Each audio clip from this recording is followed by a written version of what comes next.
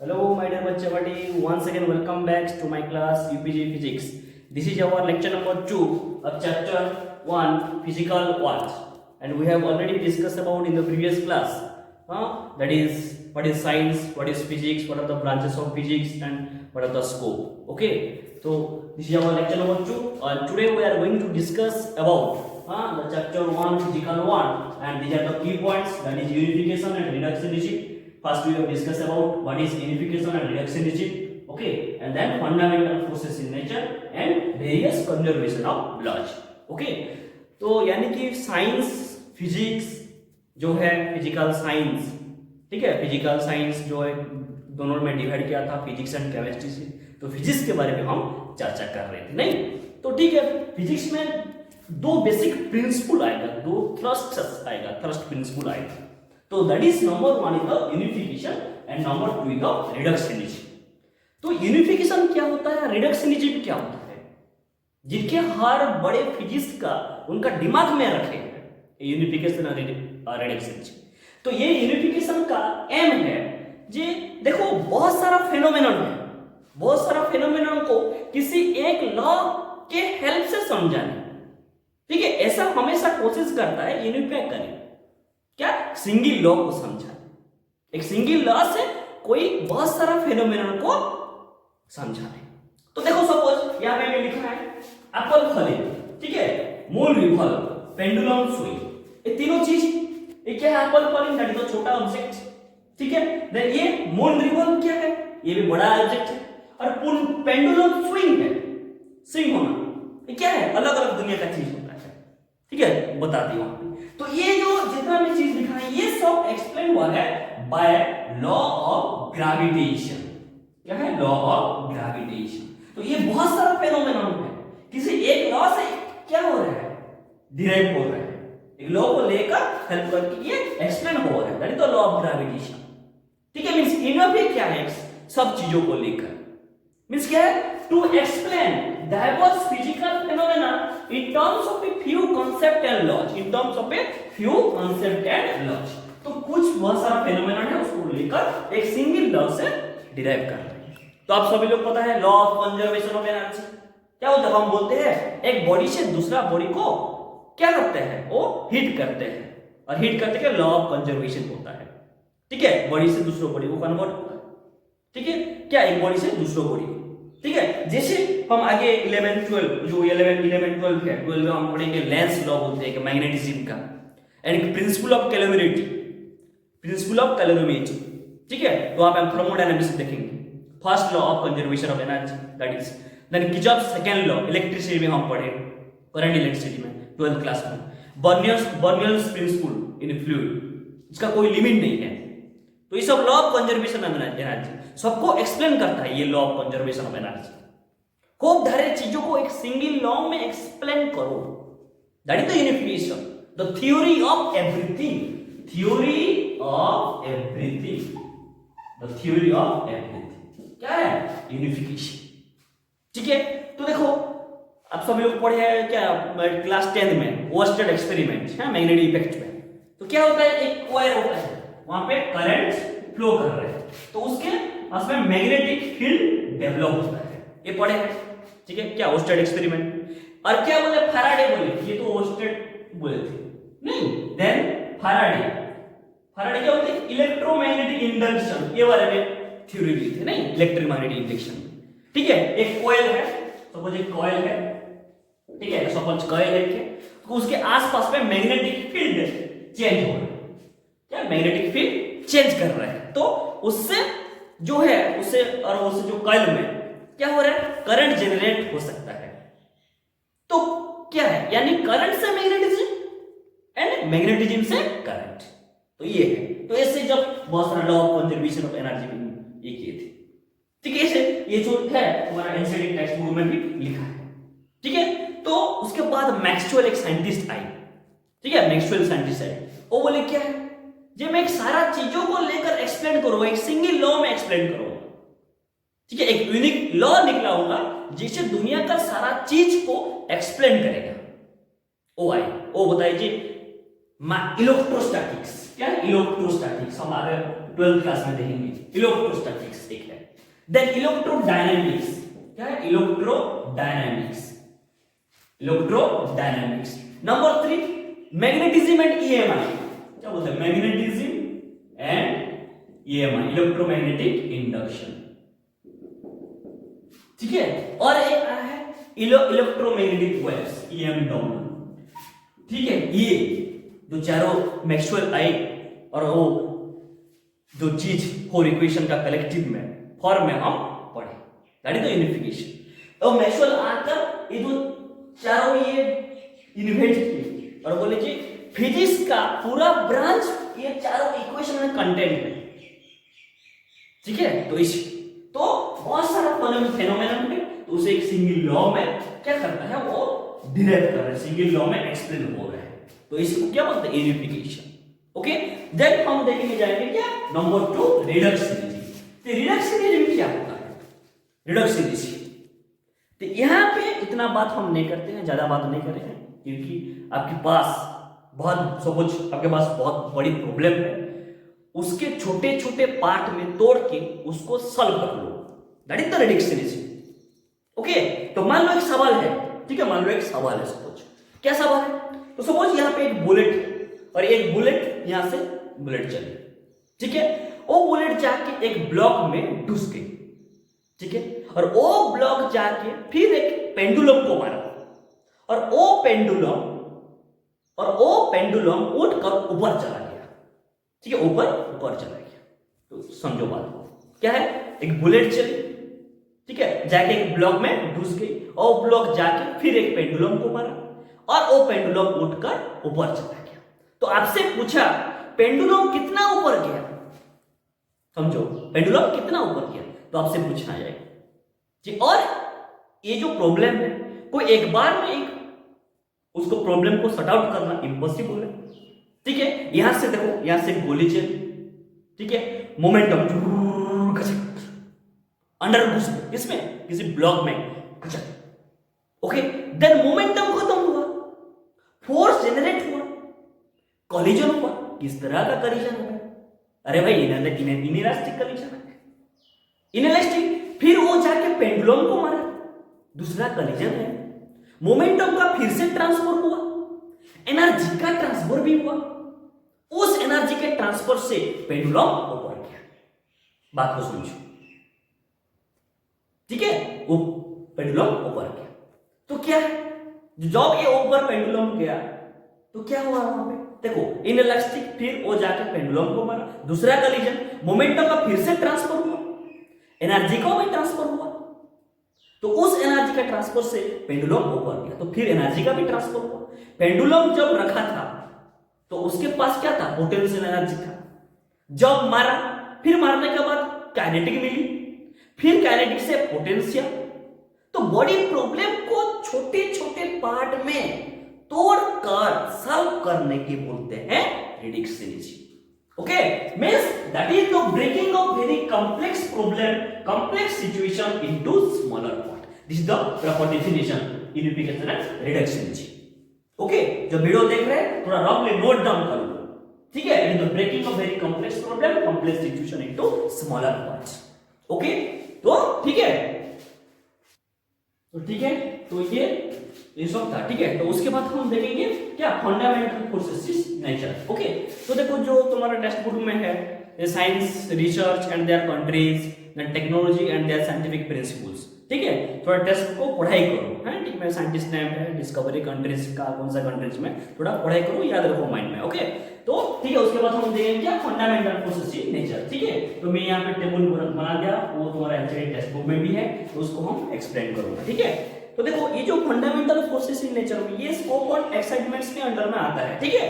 तो एक्साइटमेंट क्या है, फोर्स क्या है, what is force, what are the fundamental forces and what are the conservation of laws, various conservation of laws, ये सब एक्साइटमेंट है, ठीक है। तो फंडामेंटल फोर्सेस इन नेचर में ये चारों फोर्सेस आता है, क्या, gravitational force, week nuclear force, electromagnetic force and number 4 that the strong nuclear force, ठीक है। तो देखो ये जो मैं उसका जो जितना भी है मैं डिटेल्स पूरा बताऊंगा, ठीक है। तो फिलहाल जितने भी फोर्स होती है, जो भी अपने आप तक अभी तक पढ़े हैं, ठीक है, वो सब इन्हीं 4 फंडामेंटल कैटेगरी से बिलोंग करते हैं, ठीक है। तो अभी जो मैं स्ट्रेंथ की बात करूंगा, ठीक है, रिलेटिव स्ट्रेंथ, उसके बाद हम डिटेल्स बात करूंगा, एक ग्रेविटेशनल फोर्स क्या है, वीक न्यूक्लियर क्या है, मैग्नेटिक इलेक्ट्रोमैग्नेटिक क्या है, स्ट्रॉन्ग न्यूक्लियर फोर्स क्या है। तो अभी हम स्ट्रेंथ की बात करते हैं, ठीक है। तो अभी स्ट्रेंथ की बात करते हैं तो डिटेल्स जाएंगे हम।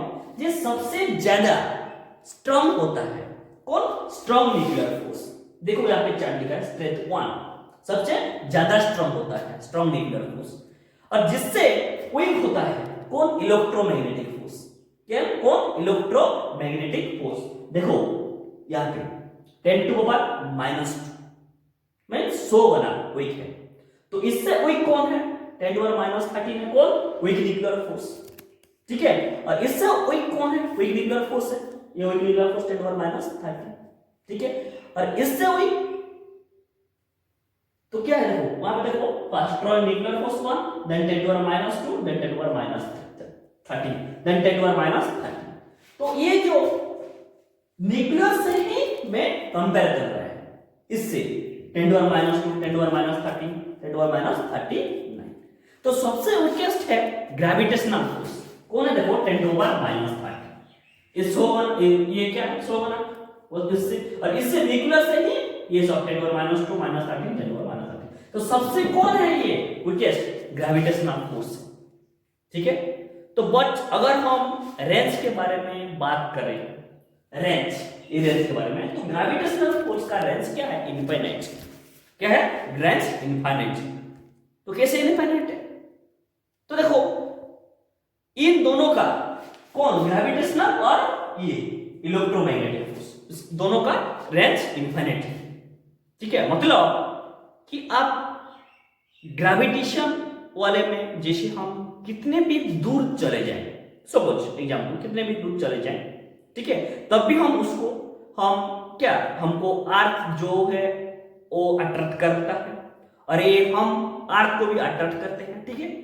तो ये तो बहुत दूर से भी एक्ट कर रहा है, मींस इनफाइनाइट रेंज में एक्ट कर रहा है, उसका क्या, जो ग्रेविटेशनल फोर्स का रेंज है। और जबकि वीक न्यूक्लियर और स्ट्रॉन्ग न्यूक्लियर के रेंज बहुत कम है। देखो यहां पे देख सकते हैं weak nuclear and strong nuclear का 10 to power -16, 10 to power -15 meter के रेंज में ही ऐड करते हैं। तो उससे अगर थोड़ा भी बड़ा आता है क्या, 10 टू पावर -14 भी हो जाएगा तो खत्म हो जाएगा, ठीक है। तो ये आपके न्यूक्लियर फोर्स हो गए, ठीक है।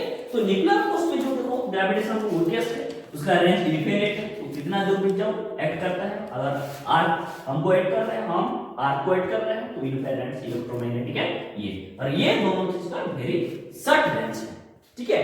तो अब ये कहां से उसका ओरिजिन क्या है, और वो ओरिजिन क्या है, तो ये gravitational force, week nuclear force, electromagnetic force, strong nuclear force का ओरिजिन क्या है। तो फर्स्ट हम देखें ओरिजिन क्या है, वो देख लो। अब जैसे कि हमको ये ग्रेविटेशनल पता है, ग्रेविटेशनल पता है कि एक ऑब्जेक्ट जिसका मास सपोज m1 है, ठीक है, जिसकी मास m1, और दूसरा ऑब्जेक्ट जिसका मास m2 है, ठीक है, और उसके बीच में डिस्टेंस क्या है, सपोज d है, बीच में डिस्टेंस d, ठीक है। तो उसके जो फोर्स आता है, the force given by the Newton's law of gravitation, it is directly proportional to the product of two masses inversely proportional 1 by d square, that is F proportional d square, okay, and F equal to capital G आता है constant G m1 m2 by d square, ठीक है। वहां पे क्या है, G क्या है, यूनिवर्सल ग्रेविटेशनल कांस्टेंट बोलते हैं, बिकॉज उसका वैल्यू जो है, कितना वैल्यू है, G का वैल्यू 6.67 into 10 to the -11, ठीक है। वो वैल्यू है, उसका यूनिट क्या होगा, देखो g, तो f into d स्क्वायर हो जाएगा बाय m1 m2, तो क्या है f into d स्क्वायर, तो न्यूटन मीटर स्क्वायर, फोर्स का unit newton meter square, then power mass kg square.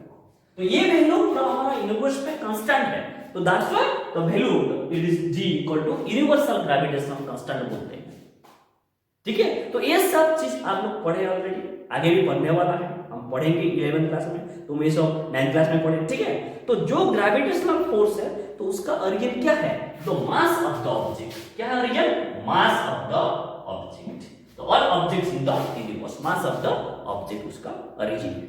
तो it is all because of mass of object. तो ऐसे ऑब्जेक्ट्स है, ठीक है, तो क्या है, ऐसे ऑब्जेक्ट है उसका मास है, तो वो चीज ऑब्वियसली क्या है, ऑब्वियसली क्या करना है, वो अरेंज करो, क्या जो ऑब्जेक्ट जो चीज है वो मास है, उसका मास ही अरेंज करेगा, ऑब्वियसली करेगा, ठीक है। और ये याद रखना है कि सिर्फ अट्रैक्ट होता है, क्या है, ये जो ग्रेविटेशनल क्या होता है, अट्रैक्ट होता है, ये अट्रैक्टिव इन नेचर, क्या होता है, अट्रैक्टिव इन नेचर, अट्रैक्टिव होता है, ओनली अट्रैक्शन होता है। ग्रेविटेशनल फोर्स मालूम है ना, ग्रेविटेशन पढ़ेंगे, तो इसे आगे हम 11th क्लास ग्रेविटेशन चैप्टर में भी स्टडी करेंगे, ठीक है। तो इसके बाद जो अट्रैक्टिव नेचर होता है ये, तो उसके बाद अगर हम बात करते हैं इलेक्ट्रोमैग्नेटिक का, इलेक्ट्रोमैग्नेटिक क्योंकि उसका एनर्जी डिफरेंट है, तो इलेक्ट्रोमैग्नेटिक क्या है, उसका ओरिजिन कहां पे आता है, चार्ज को लेकर आता है। इसके बाद क्या है, जो चार्ज पार्टिकल, और उसके बाद हम बात करेंगे स्टर्म न्यूक्लियर और क्विक न्यूक्लियर, ठीक है। तो ये जो चार्ज ओरिजिन क्या है, चार्ज के वजह से अराइज होता है। तो सपोज क्या है, वो चार्ज लाइक चार्जेस क्या होता है, लाइक चार्जेस क्या होता है, पॉजिटिव क्या होता है, रिपेल होता है, और अनलाइक चार्जेस अट्रैक्ट होते हैं, सबको मालूम है। ये बोथ अट्रैक्टिव एंड रिपल्सिव, ये नेचर क्या है, अट्रैक्टिव एंड रिपल्सिव होता है, ठीक है, अट्रैक्टिव एंड रिपल्सिव होता है। तो ये भी ऐसे force is directly proportional q1 q2 charge 1/2, ऐसे ये भी ऐसे जो फॉर्मूला है ग्रेविटेशन का, इसी फॉर्मूला में हम उसका फर्स्ट फोर्स भी कैलकुलेट कर पाते हैं। तो उसके बाद आपका आता है क्या, strong nuclear and weak nuclear.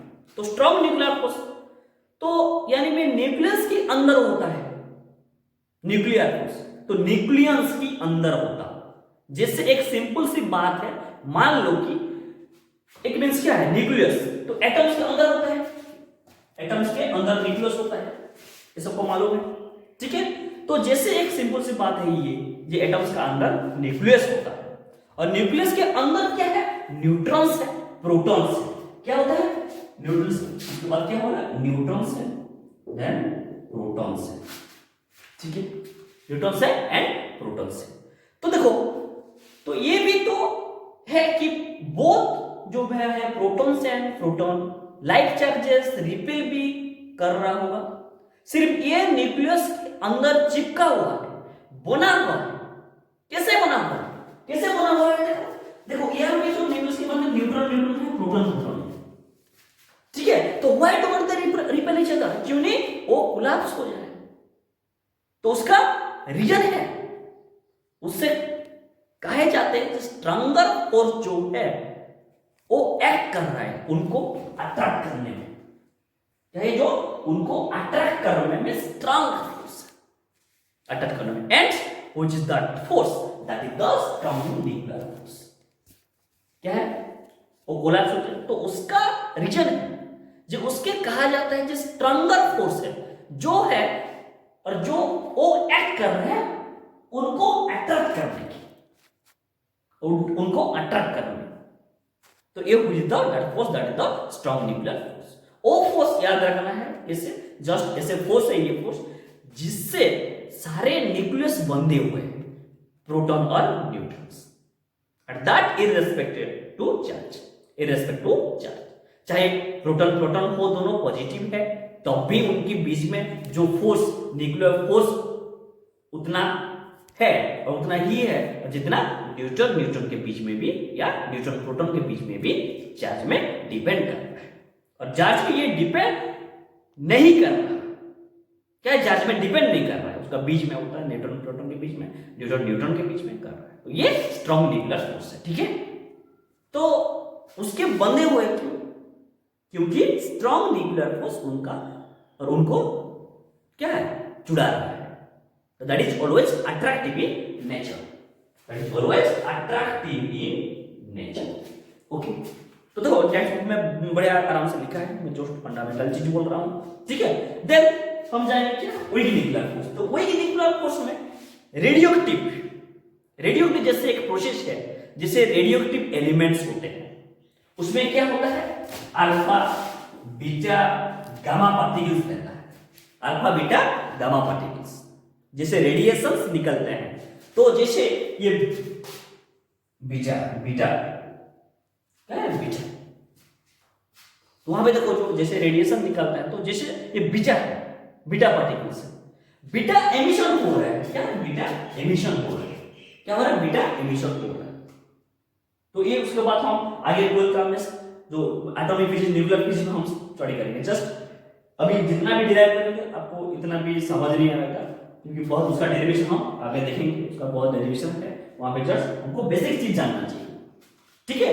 तो ये बीटा एमिशन वहां पे, तो ये जो बीटा एमिशन क्या होता है ये भी जानना चाहिए। जो बीटा एक्चुअली तो इलेक्ट्रॉन्स, एक्चुअली इलेक्ट्रॉन्स, क्या बीटा एक्चुअली इलेक्ट्रॉन होता है। तो इलेक्ट्रॉन का जो एमिशन होता है, याद रखो, न्यूक्लियस में से क्या होता है, न्यूक्लियस में से ही एमिशन होता है। क्या होता है, न्यूक्लियस में भी एमिशन होता है। ओके, ये याद रखो। ओके, तो उसमें से क्या, जो न्यूट्रॉन प्रोटॉन ब्रेक हो गए, इसी जब ये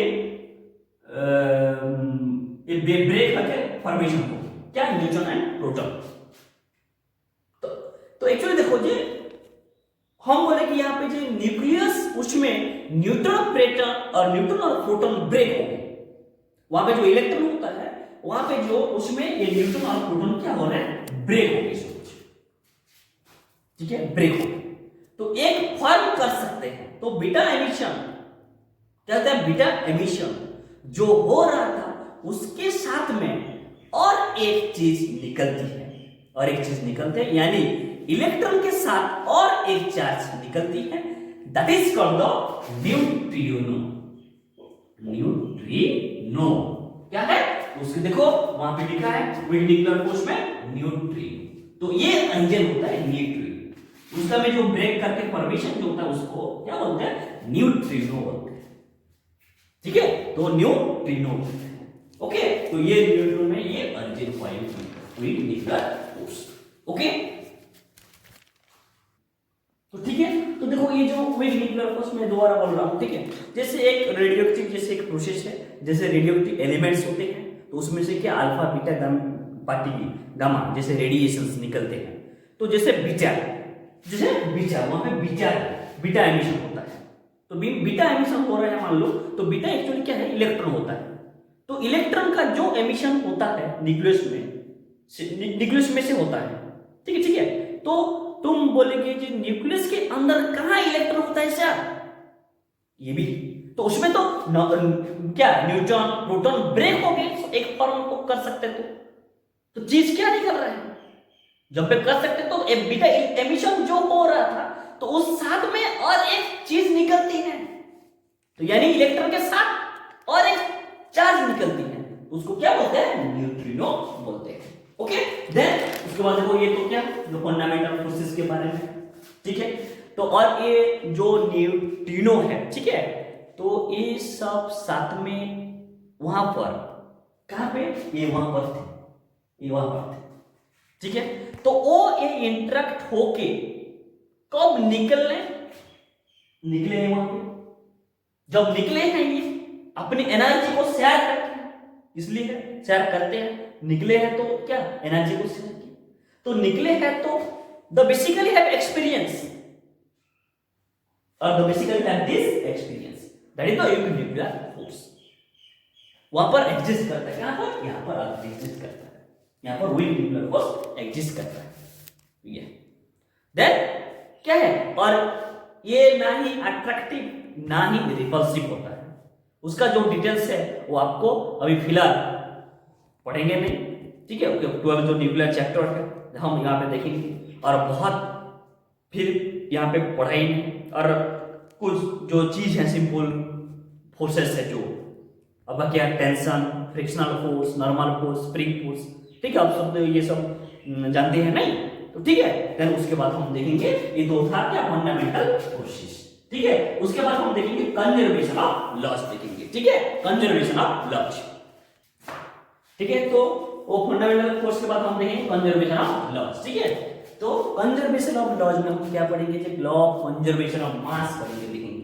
देन उसके बाद हम charge, then conservation of energy, then conservation of momentum. momentum यानी कि linear momentum and angular momentum रहता है, ठीक है। तो लॉ ऑफ कंजर्वेशन ऑफ मास, तो ये मास केमिस्ट्री जो कंजर्वेशन ऑफ मास केमिस्ट्री में कंटेस्ट में पढ़ेगा, ठीक है।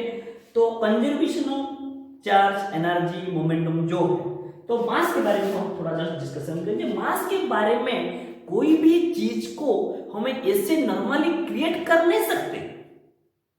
मान लो जब कोई रिएक्शन हो रहा है तो थोड़ी कि आप गोल्ड क्रिएट कर दोगे वहां पे उसमें, यानी कि 10 एटम्स यहां से आएगा रिएक्टेंट, तभी यहां से 10 एटम्स निकलेगा, है ना। तो यहां पर सिंपली बात ही और बात है कि इन ए क्लोज्ड और isolated system, in a closed और isolated system, isolated system, in a closed और आइसोलेटेड सिस्टम, तो क्या होता है इन ए क्लोज्ड और isolated, matter can not be created nor be destroyed, mass can not be, matter ने mass created nor be destroyed, ठीक है। ये कंजर्वेशन ऑफ मास है, ठीक है। तो मास कैन नॉट बी क्रिएटेड और मैटर, मैटर और मास जो भी है कैन नॉट बी क्रिएटेड और नॉर बी डिस्ट्रॉयड, ओके। तो दूसरा क्या है, एनर्जी, क्या है, एनर्जी है। तो ये सबको तो मालूम है, energy can neither be created nor be destroyed, it only converted from one form of energy to another. सिर्फ एक फॉर्म से दूसरा फॉर्म को कन्वर्ट हो सकता। The total amount of energy in universe always remains constant. That's why the charge is constant बोलते हैं, energy is constant, mass is constant बोलते हैं। Then उसके बाद क्या होता है, चार्ज, ठीक है। तो about the charge, charge is neither created nor destroyed. It can only be transferred from one system to another. ठीक है। मान लो यहाँ पे सपोज एक ग्लास रॉड है, ठीक है, यहाँ पे सपोज ग्लास है और यहाँ पे सिल्क है, ठीक है, क्या है, सिल्क क्लॉथ, क्या है, सिल्क क्लॉथ। तो ठीक है, मान लो एक ग्लास रॉड है और उसके पास क्या है, सिल्क, और वो जो सिल्क क्लॉथ से ऊपर एक कपड़े में, ऊपर एक कपड़े में हम रब करेंगे, कपड़े रब करेंगे, ओके। ये जो ग्लास रॉड है और एक सिल्क क्लॉथ है, ठीक है, उसके साथ हम क्या करेंगे, वो जो ऊपर में कपड़े में ये हम रब करेंगे, ठीक है। तो रब हम कर दिया, तो रब करने से क्या हुआ, यहां से कुछ इलेक्ट्रॉन्स यहां आए, कहां से, इलेक्ट्रॉन्स यहां आए, ठीक है। तो ठीक है, तो जितना इलेक्ट्रॉन आया बस यहां से ये ट्रांसफर हुआ, यहां से ये ट्रांसफर हुआ, ठीक है। तो बात समझो, तो ये ग्लास रॉड में क्या है, पॉजिटिव, जब ये आया क्या है, ये नेगेटिव है, ठीक है। तो नेगेटिव चार्ज हो गया, इससे ये पॉजिटिव चार्ज था, ठीक है। तो कुछ ट्रांसफर हुआ one system to another system. और लोग क्या 9th 10th क्लास में पढ़े हैं, चार्ज क्रिएट या डिस्ट्रॉय नहीं हुआ, कोई चार्ज क्रिएट या डिस्ट्रॉय नहीं हुआ, ठीक है। तो इस जो यहाँ पे क्या चार्ज कोई क्रिएट भी नहीं हुआ या डिस्ट्रॉय नहीं हुआ, तो charge nether be created nor be destroyed बोल सकते हैं। देन उसके बाद क्या होता है, मोमेंटम, ठीक है। मोमेंटम यहाँ पे linear momentum and angular momentum. Linear momentum क्या है, देखो कोलिजन 9 में पढ़े, collision the work energy power energy, और हम 11 में आगे पढ़ेंगे। जब दो बॉडीज हैं, यहाँ पे जो बॉडीज हैं, ठीक है, दो बॉडीज कोलाइड कर रहे हैं, यहाँ पे कोलाइड कर रहे हैं दो बॉडीज, ठीक है। तो बाहर से एक फोर्स, बाहर से फोर्स एक्ट नहीं कर रहा, ठीक है, एक्ट नहीं कर रहा है, कोई भी फोर्स नहीं करा, तो क्या होगा, तो in the absence of force the total momentum is conserved, in the absence of force the total momentum is conserved. तो the linear momentum of the system remains constant when the net external force is zero, when the net external force is zero. यानी isolated system हो, कोई bodies collide कर रही है, linear momentum क्या रहेगा, constant, यानी कोलिजन से पहले का momentum is equal to the total momentum after collision, ठीक है। उसको बोलते हैं linear momentum remains constant। तो उसके जो ये एंगुलर मोमेंटम, ये एंगुलर मोमेंटम हम चैप्टर रोटेशनल मोशन में हम पढ़ेंगे। एक आता है टॉर्क बोल के, ठीक है, वो एंगुलर मोमेंटम के बारे में हम चर्चा करेंगे। रोटेशनल मोशन जो चैप्टर आपके 11th में system of particles and rotational motion. तो ठीक है बच्चों, तो ये that's all for today class. तो यानी कि जो यूनिफिकेशन रिडक्शनिज्म, ये तो यूनिफाई करना है सिंगल लॉ को लेकर। रिडक्शनिज्म मींस क्या, वेरी कॉम्प्लेक्स सिचुएशन को इनटू स्मॉलर पार्ट्स से रिड्यूस करना। देन फंडामेंटल फोर्सेस, चारों फंडामेंटल फोर्सेस है, gravitational, electromagnetics, strong nuclear, weak nuclear, then conservation of laws, mass, conservation of mass, conservation of energy, conservation of charge and conservation of momentum. ठीक है बच्चों, तो ठीक है, तो यानी कि इतना ही हम समाप्त करते हैं ये चैप्टर को। ठीक है, तो एनसीईआरटी टेक्स्ट बुक को पढ़ाई करो, जो भी डाउट है पूछो। Okay, thank you, stay happy and blessed, stay safe you all, thank you, see you all in the next class।